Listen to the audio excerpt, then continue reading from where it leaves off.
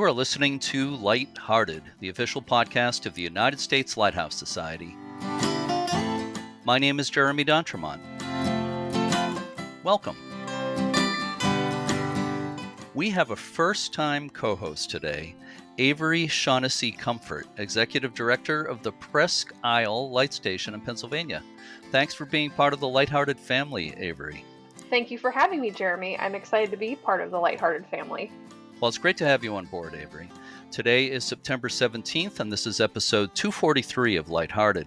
In a few minutes, we'll hear an interview about the Door County Maritime Museum and its Lighthouse Festivals. Averie, you were a guest on this podcast just a few months ago, in June, I believe it was.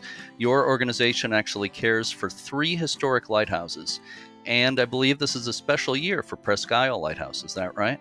That's correct. We celebrated our 150th birthday this year in July, 150 years of the Presque Isle Lighthouse being an active aid to navigation.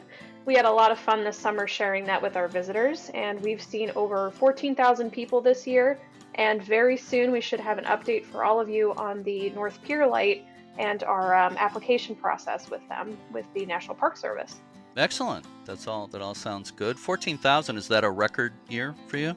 Actually, no. I think last year was the record with just over 15,000. So hoping we get close this year, though. Yeah, well, it's still a good year for sure. I hope you had a cake for the anniversary.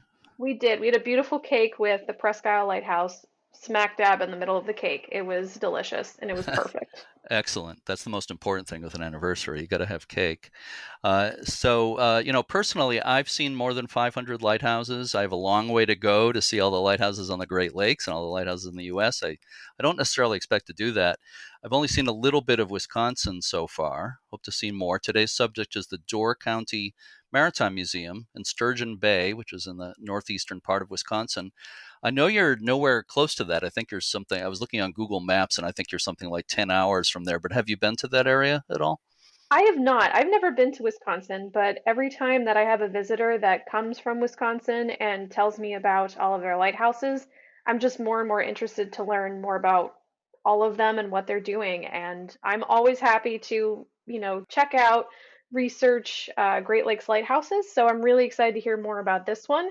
And especially since they also have multiple sites like we do, it's always inspirational to hear from other sites what they're doing, what programs they have, and how they reach out to their communities. Yeah, no, I completely agree. And of course, Door County that we're going to be talking about today is a lighthouse-rich area for sure. I definitely have that on my bucket list to get to that area. I'd love to go during one of their Door County Lighthouse Festivals. So, Averie, please help me tell our listeners about the Door County Maritime Museum and our guest today. Sure.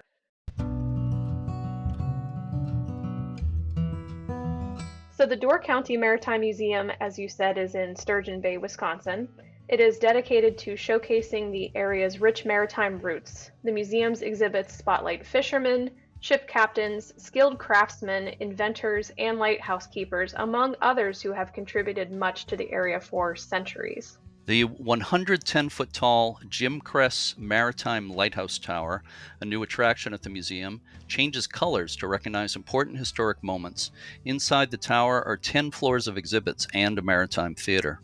The museum's other activities include a wooden boat building class, a maritime speaker series, and a robotics program. And among the museum's most popular offerings are the Door County Lighthouse Festivals that are held each spring and fall. The festivals include air, land-based, boat, and adventure tours that provide access to all 11 of the lighthouses of Door County and 3 additional lighthouses to the south. Many of the tour excursions are unique to the Lighthouse Festival weekends and provide visitors exclusive access to lighthouses not typically open to the public. In addition, Cana Island Lighthouse, built in 1869, is owned by Door County and managed by the Door County Maritime Museum. Visitors are taken across a causeway to the island via hay wagon, and tours include a sweeping view of Lake Michigan and the Door County Peninsula. I just love that about the hay wagon. It's pretty unique, and Very unique. Yeah, I really want to do that. We have a hay wagon at a local apple orchard here, but I've never heard of one going to a lighthouse. It's really cool. I haven't either. Maybe I'll consider that for our lighthouse. Yeah, yeah, I would recommend it. So Sam Perlman is the Deputy Director and Development Manager for the Door County Maritime Museum and Lighthouse Preservation Society. I had a chance to speak with Sam recently. Let's listen to that conversation now. Speaking today with Sam Perlman, who is the Deputy Director and Development Manager for the Door County Maritime Museum in Wisconsin. I should say Door County Maritime Museum and Lighthouse Preservation Society to get the full proper name in there. So thanks so much for being with me today, Sam. Absolutely, Jeremy. It's our pleasure, and thanks for the invitation. And then one minor correction, we are the Door County Maritime Museum and Lighthouse Preservation Society Incorporated. Okay, all right. Sorry about that. I left off the incorporated. That's obviously the important. formal name of the organization, but we just like to call ourselves the Door County Maritime Museum or just DCMM. DCMM, I like that. It's a lot easier. It takes about 5 minutes to say it otherwise. Yeah. So again, thank you so much. And before we get into talking about the museum and about the lighthouse festivals you're involved with, and lighthouse stewardship also you're involved with, let's just start a little bit with your personal background. I'm wondering, how long have you been there with the museum? What led to your position there? Sure. Well, I have been with the Door County Maritime Museum. It'll be 5 years in September of 2023. I came to the museum slightly roundabout, but almost directly from 14 years with the Door County Economic Development Corporation. So I was doing business development, entrepreneurship, managing all sorts of federal grants and revolving loan fund programs. And that's really where I got my deep interest and knowledge of Door County and the Door County, especially the business community, as well as the nonprofit community. I imagine that experience is extremely helpful in your position, but I'm also wondering if you had an interest in maritime history or anything like that before you went there? I'm a museum buff and always have been. I had no specific interest in maritime history. People ask, are you a museum person? Are you a museum professional? I am not. Really, I like to half joke that my profession is knowing Door County. And I know this community pretty darn well. I've lived here for 22 years, worked in a variety of different organizations, volunteered with a lot of organizations and agencies up here. My wife, she's the reason I moved here. Her family has owned property in Door County since the 1950s. So it was really just becoming embedded within this community, coming to love this area, and really then having the opportunity to be a part of this museum and give back a tremendous amount to what is really a maritime community. The Door County, we're a peninsula and we are surrounded by water. And what we say at the Door County Maritime Museum is all Door County history is really maritime history, because everyone who has ever come to this peninsula, from the First Nations up until today's tourists, they come here by and or because of the water that surrounds us. Nice way to put it. I can see that very easily. So I was, of course, Googling you in preparation for this. Hope you don't mind. But when I was searching for information, I saw that you sometimes give lectures or presentations in the area. What sorts of things do you talk about in those presentations? We do. We have a really great education program. It's part of the mission of our organization. So making sure that we are not only educating the folks who come to our museum, but that we are bringing museum resources out to the community as well. And when I say the community, I'm not talking about just Sturgeon Bay or just even Door County. I mean, we are trying to actively engage people throughout the Northeast Wisconsin region, and we really see ourselves as a education and cultural resource for all 72 counties within the state of Wisconsin. So we do actively get out, myself and other members of our staff, get out and make presentations to a variety of groups, whether it's school groups, business or community groups. Very recently, I made a presentation to a memory cafe for those with early and mid-stage dementia. and Alzheimer's down in the Appleton area.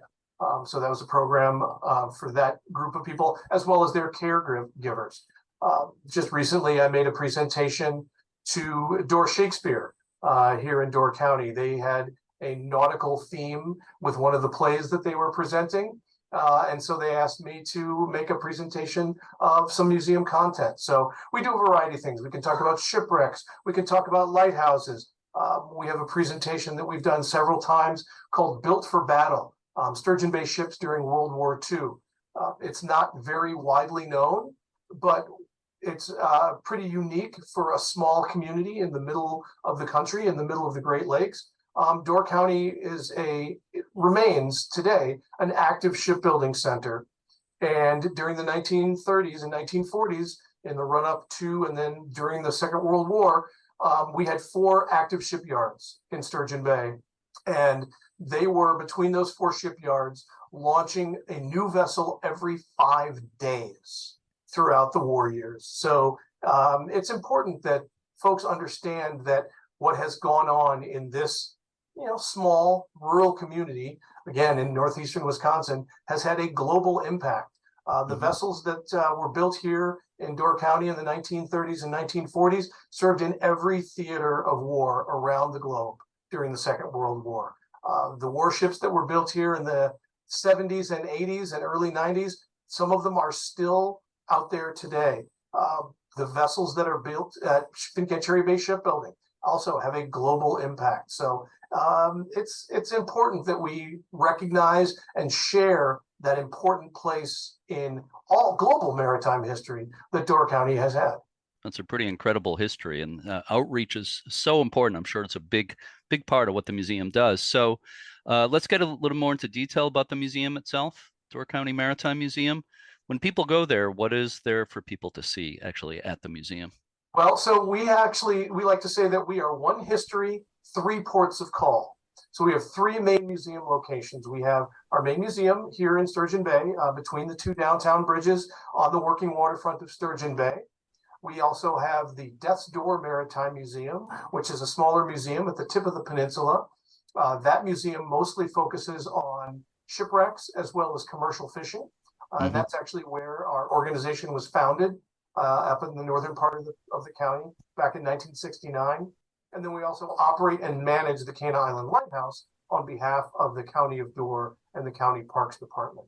So 3 locations, all unique and all interesting. And I will say, here in Sturgeon Bay, we have the museum proper, and then we also have the largest artifact in our collection and our in-water exhibit, which is the historic tug John Purvis, built in 1919, served during both World War I, at the tail end of World War I, as well as during World War II. And both the John Purvis, Presque Isle Lighthouse, and Death's Door Maritime Museum are all open seasonally. So they are open May 1st through October 31st every year. And then the museum here in Sturgeon Bay is open basically 7 days a week, year round. So starting again up at Death's Door, up in Gills Rock, at the tip of the peninsula, again, a focus on the commercial fishing industry, which is still a big part of Door County's economy today. And then shipwrecks. For those who don't know, so it is Door County. The name Door County comes from the name of the passageway between the tip of the peninsula and Washington Island. It's very treacherous because you have the warmer waters of the bay interacting with the cooler waters of Lake Michigan. You can have currents that are going in different directions than the winds very often. And there were many, many shipwrecks. Even before European explorers got here, there was a well-known history of tragedy and in that passage. So coming from the native population that first lived here, and then the French, they named it Port de Mort, or Death's Door. Yeah. And figuring that Death County probably wouldn't be a really good marketing term, they called it Door County instead. So we are Door County, Wisconsin. And the Death's Door Maritime Museum is right near the Port de Mort passage. So it talks about all the many of the shipwrecks that have occurred in that area. Related to the commercial fishing industry, we have a full-size Great Lakes fishing tug enclosed in the museum that guests can climb aboard and walk around and really see. We have a terrific, relatively new exhibit about the Washington Island ferry line, which is a vital link between the peninsula and the island community. There are about 700 folks who live on Washington Island year-round. So that is a crucial link. We have a part of our exhibit and part of our collection of antique outboard motors are on display up there. We have a beautiful boat, restored vessel called the Berry Loon that's also inside the museum at Gills Rock. That was built on Washington Island. It was restored by two gentlemen from Green Bay and Appleton, and then donated back to the museum in the 1990s. So that's another highlight of the Death Door Maritime Museum. Skipping down to Sturgeon Bay, so we have what we call the Legacy Museum. The building was built in 1996 and opened to the public in 1997 with 4 main galleries. The recent addition of the Jim Cress Maritime Lighthouse Tower here in Sturgeon Bay was a $9.2 million investment in our community. And it is really what it strives to do is tell a fairly comprehensive story of Door County's maritime history. So it's a 10-story structure. It is the tallest structure in 2 counties and is the 5th tallest structure in all of Northeast Wisconsin. Mm-hmm. And it is filled with interactive exhibits. The process, the experience in the Jim Cress Maritime Lighthouse Tower. You get on the first floor, there's a brief about 10 to 12 minute film. Gives you really sort of an orientation to Door County's history, as well as what you're going to experience in the tower. You take the elevator up to the 10th floor observation deck. That's the working waterfront. Seasonably, and then in good weather, we do have a rooftop observation deck. So you're able to go up beyond that. So really on the 11th floor, the rooftop of the building. The building itself is 118 feet tall to the top of the cupola. From either the 10th floor or the Baumgartner observation deck, you basically have a 360-degree view of Door County's waterfront. And you can see, you can't quite see the Lake Michigan, but you can see where the Sturgeon Bay Shipping Canal is, and the Canal Station Lighthouse and the Canal Station Coast Guard Station. But then you can see all the way to the north and west into the Bay of Green Bay. And at the very far horizon, you can see Green Island, which is just about 17 miles away from Sturgeon Bay. So it can afford some pretty spectacular and breathtaking views. Mm-hmm. Well, thank you. You covered a lot of ground there. Obviously, there's a lot to see. And I just want to mention, I recently had Mary Beth Volmer from Friends of Plum and Pilot Island Lighthouses on the podcast. So we talked about Port de Moore and Death's Door Passage and all that with her too. But it's good to have a review of that. And I think it was a really smart decision to not call the county Death's Door County. Absolutely. But I should say, so with the Jim Cress Maritime Lighthouse Tower, after you've experienced the 10th floor working waterfront, then you work your way down each floor. The floors are themed. So we start with the geologic origins of the peninsula. We talk about the people of the water, the navigation from Europe, and including, we talk about the original navigators of the Great Lakes, who are the native population. They were the first people to explore this area by water, dugout canoes and birch bark canoes and things like that. And we talk about the industries that came up around the peninsula. We talk about shipbuilding in particular, recreational boating. We talk about life underwater, everything from the microscopic organisms all the way up to the apex of the Great Lakes, the big sturgeon that live in the waters around Door County and around Wisconsin. And then at what lies beneath, of course, is shipwrecks, which is one of a lot of people's favorite floors. I'm sure. So that sounds like an amazing addition. I have to say, on a personal level, I haven't been there yet, but I've wanted to get there for a long time, making me want to get there even more than I did, and it's going to happen. But the Jim Cress Maritime Lighthouse Tower, where does that name come from? Who was Jim Cress? So Jim Cress was obviously a member of the Cress family. That is, he's the son of George Cress, who was one of the founders of Green Bay Packaging. So that is a very successful Green Bay-based company. They have a long history with Door County.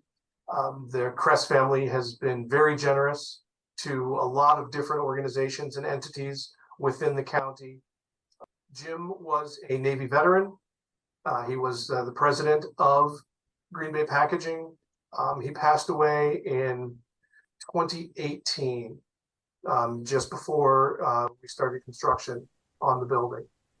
Mm-hmm. And really, it was his son, Will, and the George Cress Foundation that wanted to create this legacy for Jim in his memory, because of, again, his naval connection and because of his love of Door County, all things Door County, and especially sailing the waters around the peninsula.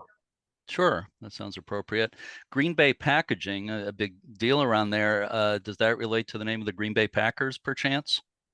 Not directly. Okay.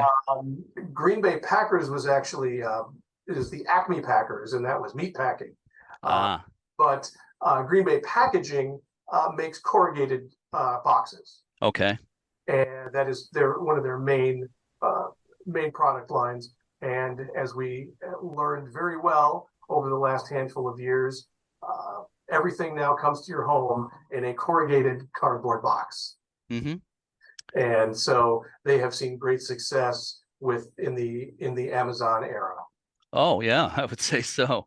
I've gotten a few of those in my time for sure. So sort of a connection there, but not, like you said, not exactly a direct connection. No, that is correct. Yeah, thank you for clarifying that.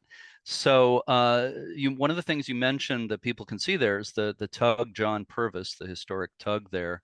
You said a little bit about the history of it already, but is that itself open for tours? Could people go on that vessel?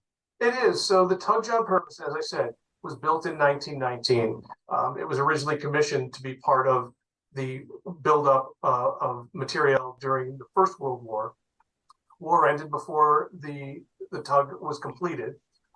It did a little bit of service for the Navy as a radio repeater down in the Caribbean, and then it was sold as government excess. Mm-hmm. It was sold to a company in the Great Lakes, operated on the Great Lakes. With the outbreak of World War II, the Department of Defense said, "Hey, we built that. We want it back." So they reclaimed it, painted it Army gray, put a couple of 30 millimeter guns on it, populated it with Army and Coast Guard crew, took it from the Great Lakes up and around through the St. Lawrence Seaway, down through the Panama Canal, and home ported it in Seattle, where it was running supply runs from Seattle out to the Aleutian Islands. Wow. Earned 3 Battle Commendation ribbons during its time for the U.S. Army. After the war was over, went back to private ownership. In 1956, Captain John Rowan of the Rowan Steamship Company here in Sturgeon Bay purchased it, repowered it to a double screw steam engine, making it the most powerful tug on the Great Lakes. It was successfully owned by Captain Rowan until the 1970s. It was sold and changed hands a few times. It wound up in Michigan with the Andre Company, and in 2003, they donated it to the museum. It was in, let's say, politely rough shape when it was donated to the museum. And it was donated to the museum under the stipulation that it be rendered unstartable, that it had to be, because they never wanted to compete against it. So the person who led the restoration work was a man by the name of Bob Perlowitz, who unfortunately we just lost just a few weeks ago.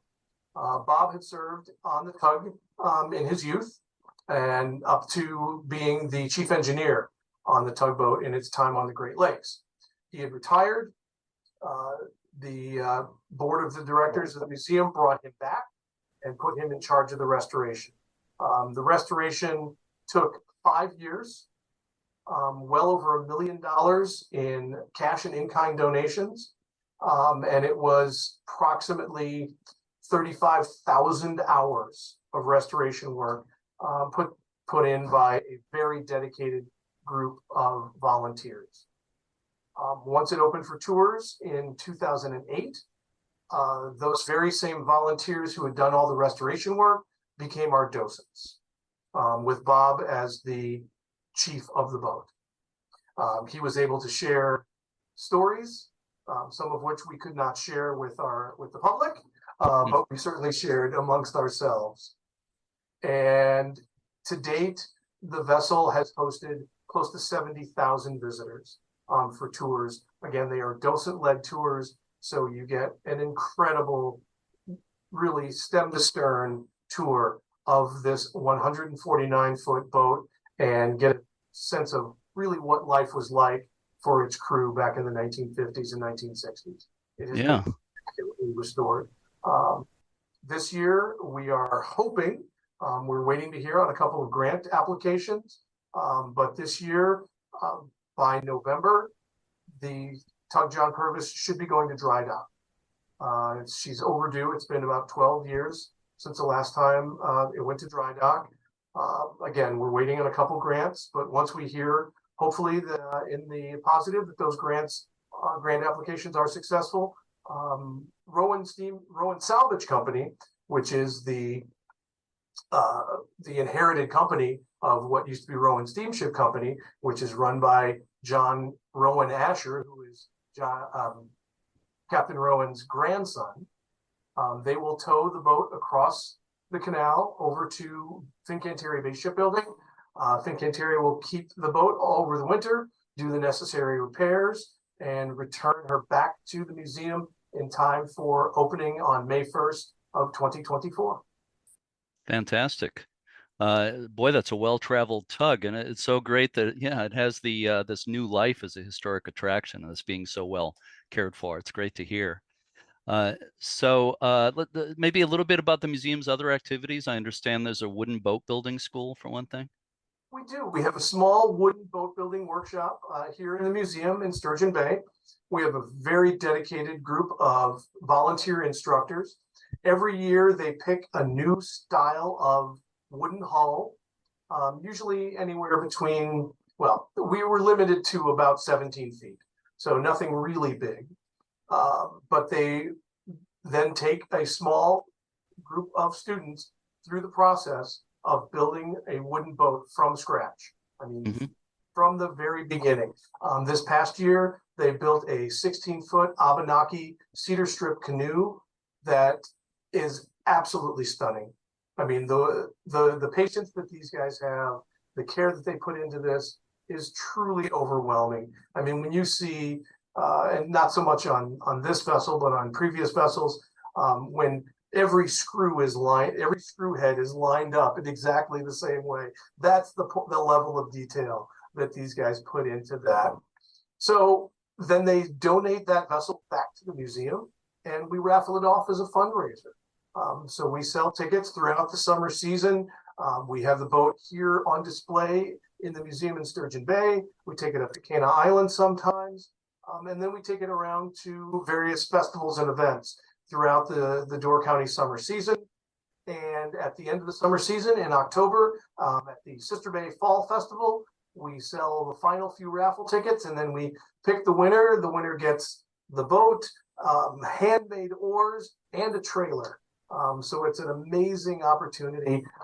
And again, by doing this, we're able to preserve that craft and that style of workmanship. So we really enjoy doing that. And it does catch a lot of attention. People look at this, people see those boats, and they just can't help but coming over and they want to touch it and they want to buy tickets, and it's a lot of fun. I bet. I bet. Wooden boat building is such a great tradition, and sounds like a fantastic program. So why don't we talk about Kena Island Lighthouse for a few minutes? Yeah. So first of all, a little bit about its history. When and why was the lighthouse built in the first place?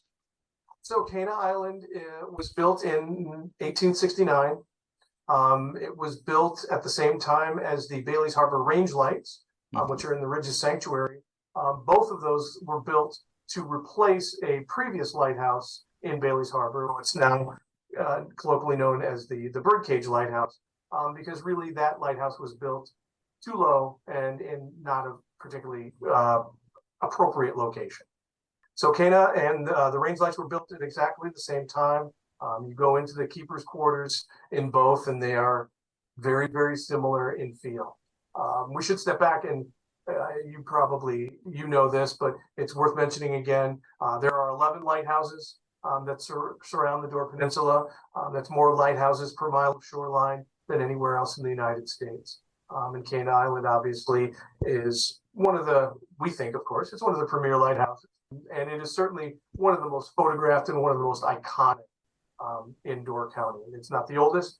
That's Potawatomi up on Rock Island. But certainly it is amongst the great favorites. The museum has had an association with Cana Island since 1971. We started to manage and maintain it when it was still owned by the U.S. Coast Guard. But it was never regularly open to the public at that point. It was not till 2006 when the Coast Guard transferred ownership to the County Parks Department, and then we just transferred our operation and management partnership from the Coast Guard to the County of Door. First thing that was done was a historic structures report that laid out a pretty aggressive, really 4-phase plan to restore, maintain, and preserve, and open up Cana Island Lighthouse to the public. So that effort really began in earnest in 2008, and really did not complete its full journey until really just this past year, in 2022. So one of the first things that had to be done was the maintenance and restoration of the exterior of the lighthouse itself and the keeper's quarters. Once that was taken care of, then that allowed people to go up into the lighthouse on a regular basis. And for the first time in its history, it was open on a regular basis for visitors.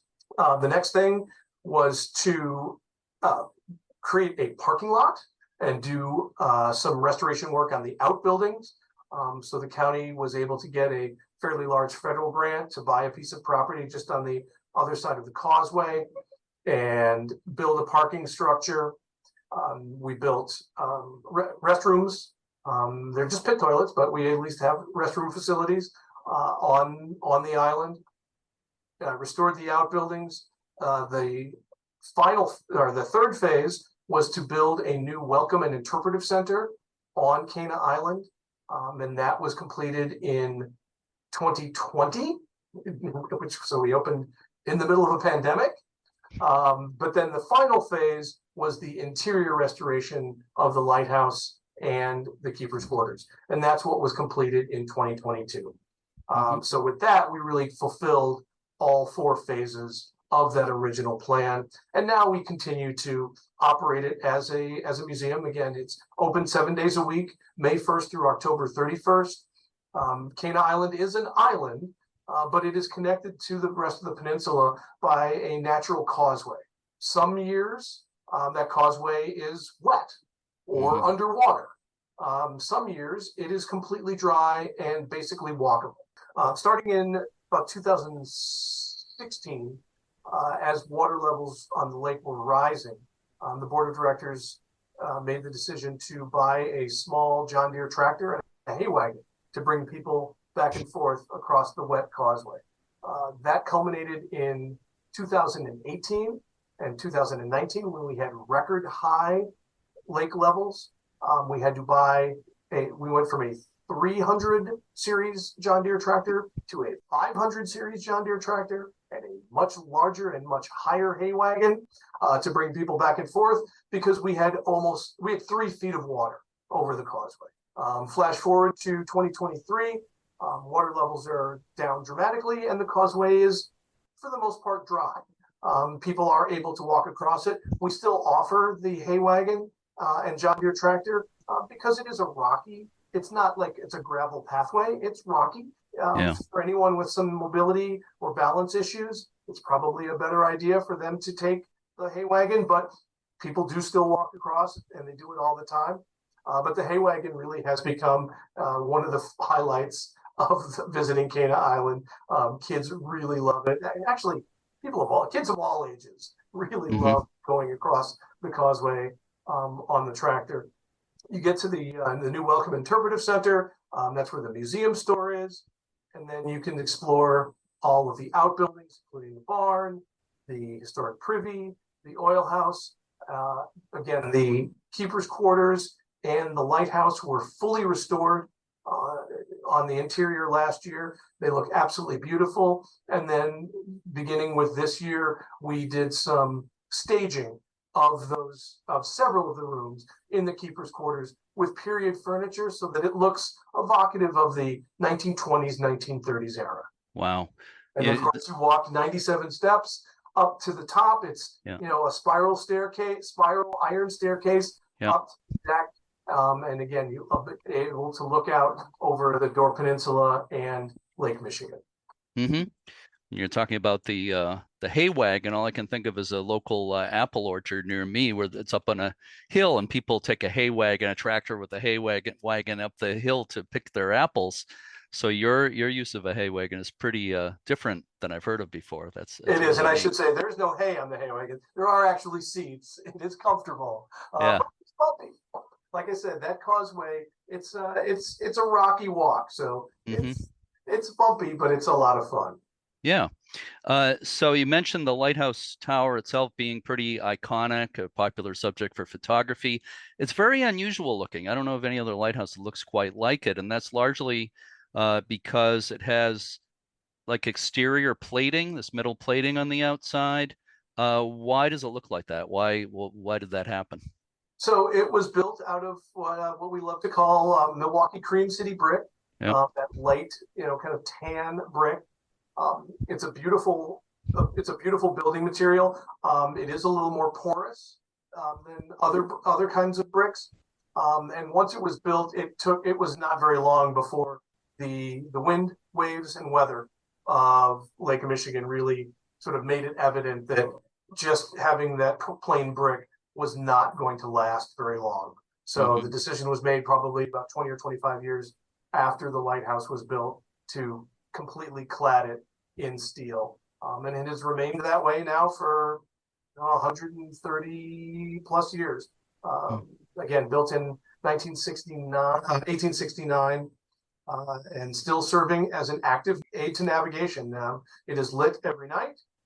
The U.S. Coast Guard comes out and inspects that light on a regular basis. So it is definitely very much an aid to navigation. So in 2019 was a huge year for our organization. It was the 50th anniversary of the founding of the Door County Maritime Museum. It was the 100th anniversary of the tug John Purvis, and it was the sesquicentennial of the Cana Island Lighthouse. And we did hold a sesquicentennial celebration. We had 20 descendants of Cana Island Lighthouse keepers attend that event. We also had a representative from the U.S. Coast Guard address the crowd that day, and he made the announcement to us that we were very surprised, but very incredibly flattered and pleased to learn that the Coast Guard had determined that the original Fresnel lens at the Cana Island Lighthouse would remain in place in the lantern room of the lighthouse itself, based in a large part because of the great care that this museum and our volunteers and our staff take to care for that Fresnel lens. So it is one of, I believe, only 3 Fresnel lenses on the Great Lakes that remain in its original location. We're very Wow. proud of that, and we're very pleased to be able to continue to take great care of that lens and of the light station. Yeah. That lens is what order again? That is a third order. So it's quite large. That's so great. Lenses in museums are nice. People get to get a good look at them, but we all like to see them in their natural habitat, as some people have said. So, Absolutely. Now, congrats. of course, we don't let visitors go up into the very top level up by the Fresnel lens, but they Yeah. certainly can see it when they Uh-huh. climb up to the top and they're on the gallery deck. But we also have a couple other Fresnel lenses in our museums as well. We have one at Death's Door. We have 3 here in Sturgeon Bay. Then at the top of the Jim Crest Maritime Lighthouse Tower, we actually have a recreation of a Fresnel lens, of a sort of a truncated third order lens up there, where instead of being made of brass and glass, it's made of acrylic and aluminum. So it is much lighter. Yeah. Was that by any chance made by Dan Spinella of Artworks Florida? He's made a lot of those The acrylic guy, lenses. you Yeah. bet. Absolutely. He's the guy. He is the guy. I've had him on the podcast. He's a great guy and he does amazing work. It really is. I mean, people look at it, even people who know Fresnel lenses, they look at it and they go, I can't believe it's not the real thing. Yeah. Oh, same thing. There's one in Rhode Island, not too far from me, and you cannot tell the difference at all. They're gorgeous. Maybe a little bit more about the history of Cana Island Lighthouse. Just I'm wondering if there's anything that kind of stands out for you about the human history of the place. Maybe incidents that happened, or particular keepers, families, whatever, anything like that stands There are out for you. so many great stories, and we're fortunate to have a lot of the keepers' journals and some great excerpts. You know, everything from seeing Halley's Comet, talking about the passing of ships, the shipwrecks that have occurred. There was a freighter, the Bartlemy, that wrecked off of Cana Island in the 1930s, and we actually have home movies of families picnicking on Cana Island and then rowing out to the Bartleby, which at that point was still visible. It hadn't been sunk yet, and then taking pictures and taking home movies from inside the Bartleby through portholes, looking back out onto Cana Island. So just, you can imagine over 150 years, some amazing stories you hear. And again, talking about the metal cladding, the keepers writing that during major storms, the Alpena Gale being one of them in particular, where the waves and the water were coming up over the walls of that around the island and into the basement and into the crawl space of the keepers' quarters. So, people always say, "Oh, Great Lakes, it's a lake." Well, no, it's an inlet sea. Yeah. And they can be just as violent and just as dangerous and just as terrifying as any other ocean. So, it's a lot of fun living on the Great Lakes. Yeah. Well, I was out there last year. I was out in a little bit of Wisconsin, but mostly Michigan, mostly the Upper Peninsula of Michigan, and saw people surfing on Lake Superior. It was so windy and the waves were so high. So I know what you're talking about. They are very much inland seas. My youngest son likes to surf and boogie board near Cana Island, and just south of us, Sheboygan and Manitowoc claim to be the surf capital of the Midwest. I'm sure it doesn't surprise me to hear that. I'm sure a lot of people are saying, "What, surfing capital of the Midwest?" But yeah, for sure. So one of the important things I want to talk about today is the Door County Lighthouse Festivals. Yes. There are 2 each year, right? Every spring and fall.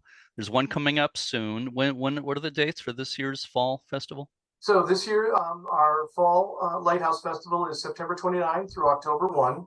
Like you said, we do it twice a year. We do one in spring, in June, first week of June, and then again in fall, end of September, beginning of October, depending on how the calendar falls. And those are weekends that we are offering a variety of different tours by either boat, airplane, land, sea, that through some combination you can reach all 11 of those lighthouses. The only tours that hit all 11 lighthouses in one tour are the airplane tours. Hmm. And so you can get in a small plane and fly around to all 11 lighthouses. Plus, we have 3 to our south, Kiwani, and Green Bay and Algoma. But really, those 2 weekends are some of the only times that you have access to at least a couple of the lighthouses that are generally not open to the public or not really reachable to the public. Our friends with FOPI obviously lead tours out to Plum and Pilot. We have tours that take you out to Sherwood Point and Chambers Island. Chambers Island is owned by the town of Gibraltar, which is a municipality here in Door County, but it's remote. It's on an island. And normally, the only way to access that island is by private boat or private plane. So we offer a group tour. That's one of our more adventurous tours. It's about a 40-minute boat ride from Fish Creek over to Chambers Island, and then it is a 4-mile round trip hike across Chambers Island to get to the lighthouse. And that actually is a tour that I have led for many years now, and I really enjoy my time out on Chambers Island. Sherwood Point is another lighthouse that is generally not open to the public. That's here just south of Sturgeon Bay, and that is actually still owned by the Coast Guard. And what it is operated as really is sort of a B&B for active or retired military personnel. You can put your name in a hat and kind of a lottery. I believe your chances of winning that lottery are increased by your seniority in the military. But then you get to stay in a historic lighthouse with your family in Door County. As again, either active or retired military personnel. But during our Lighthouse Festival weekends, it's blocked out for us, and folks have an opportunity to visit that very unique lighthouse as well. So it's a great opportunity.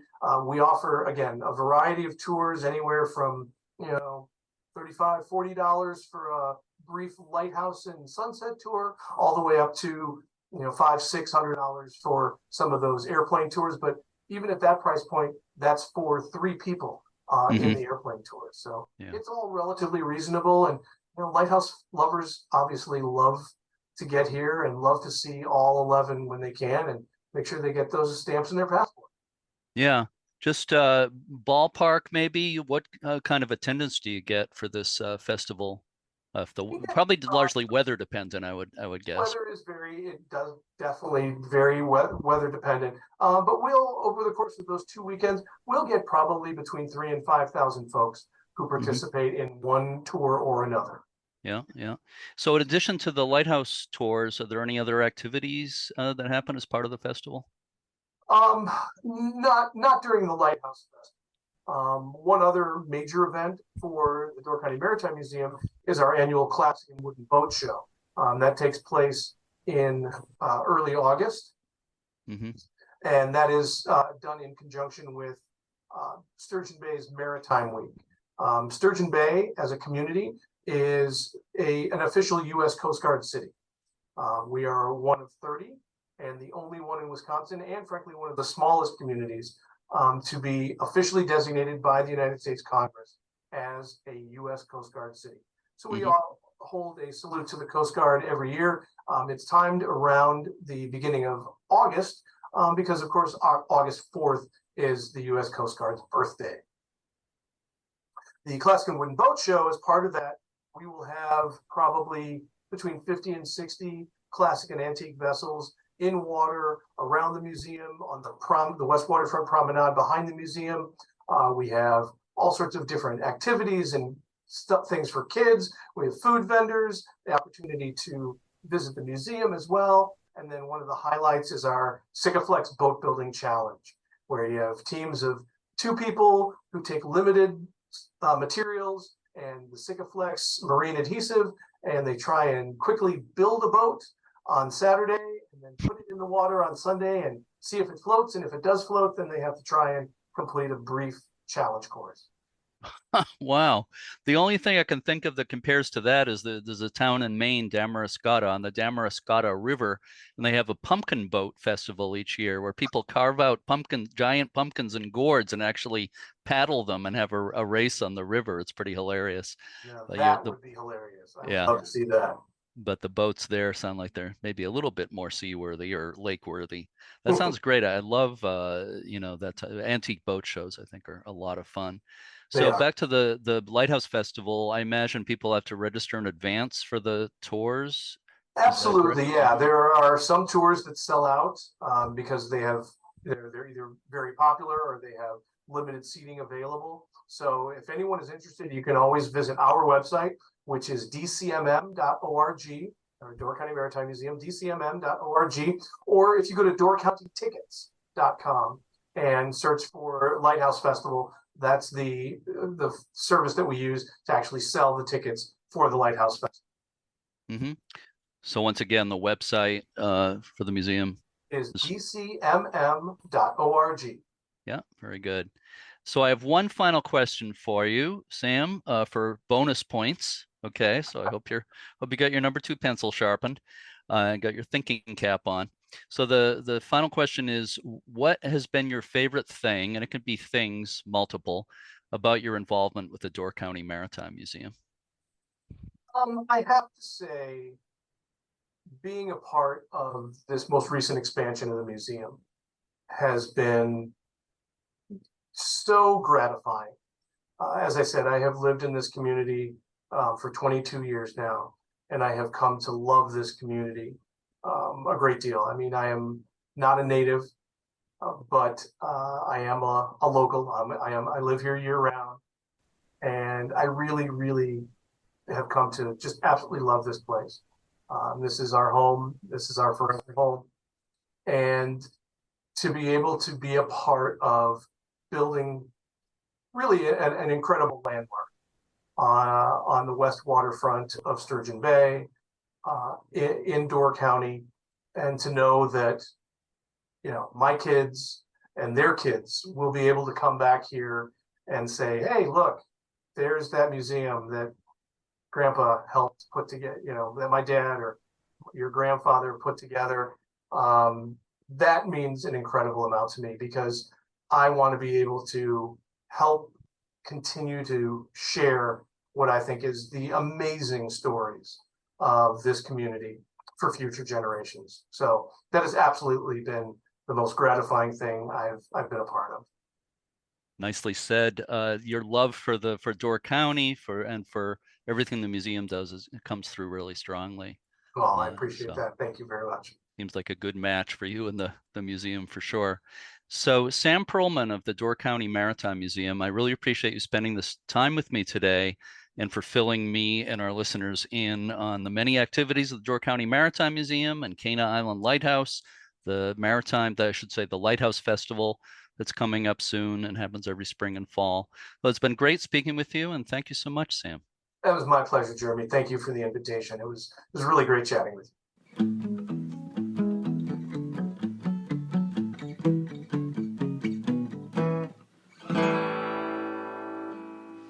To learn more about the Door County Maritime Museum and its activities, as well as Cana Island Lighthouse, visit dcmm.org. That's dcmm.org.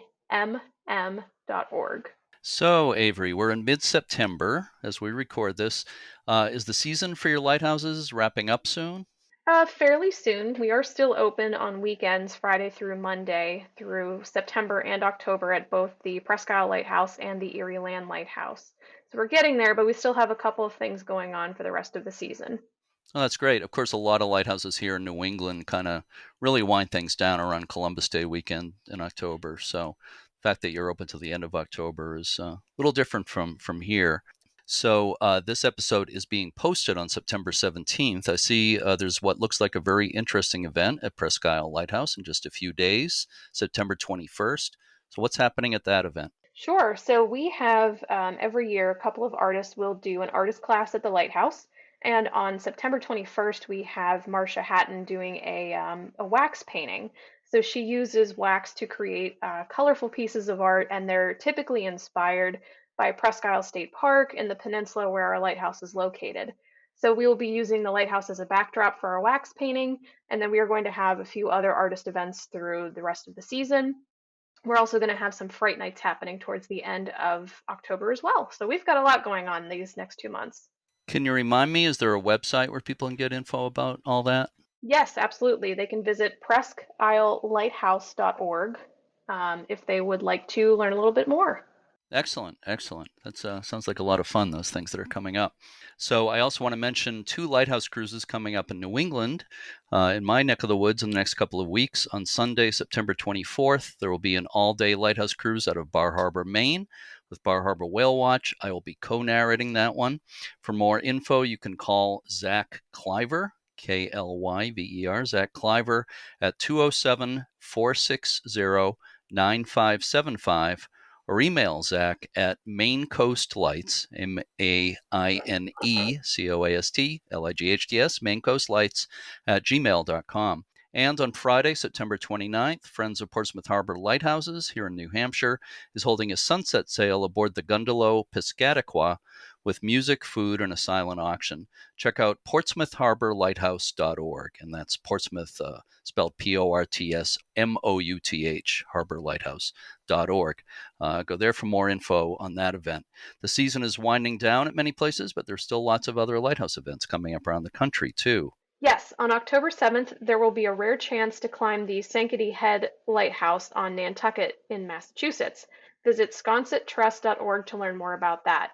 That's Sconset, spelled SCONSETTRUST.org. Yes, that's a great lighthouse, Sankaty Head.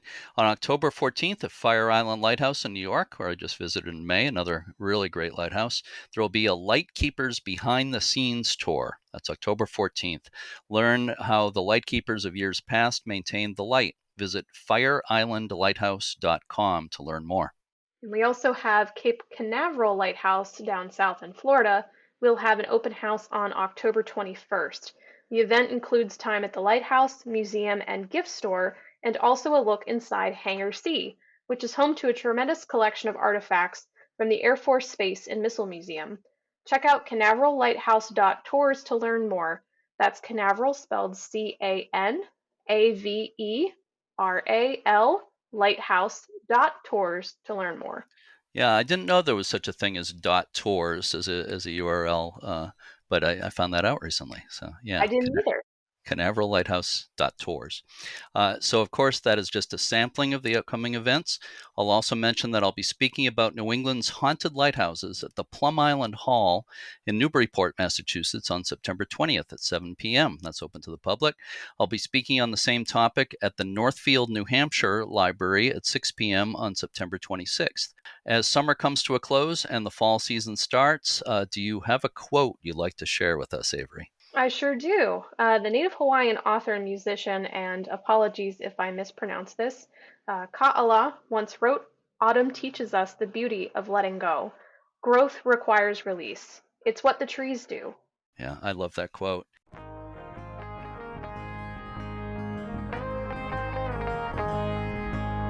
Thank you so much for co-hosting today, Averie. I hope you enjoyed it. I hope we can do it again sometime. I very much enjoyed it. Thank you for having me. I am always game for talking about Great Lakes lighthouses. I can tell you are. I know you are. That's why I asked you. So thank you again, and I'm sure we'll be talking again soon.